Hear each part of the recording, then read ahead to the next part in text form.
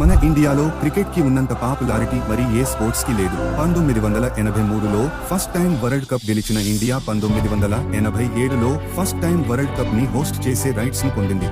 కానీ ఆ టైంలో హోస్ట్ చేయడానికి బీసీసీఐ దగ్గర ఫండ్స్ లేవు. అప్పుడు ధీరుభాయ్ అంబానీ గారు తానే భరిస్తానని ఇందిరా గాంధీ గారికి చెప్పారు. కానీ వరల్డ్ కప్ జరగడానికన్నా ముందే ఇందిరా గాంధీ గారు మరణించడంతో రాజీవ్ గాంధీ గారు ప్రైమ్ మినిస్టర్ అయ్యారు అండ్ విపి సింగ్ గారు ఫైనాన్స్ మినిస్టర్ గా నియమించబడ్డారు.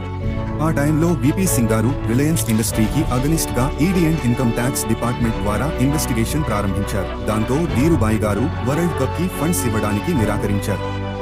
వితౌట్ ధీరుభాయ్ బీసీసీఐ వివిధ స్పాన్సర్ల నుండి కేవలం 38 లక్షలు మాత్రమే సేకరించగలిగింది.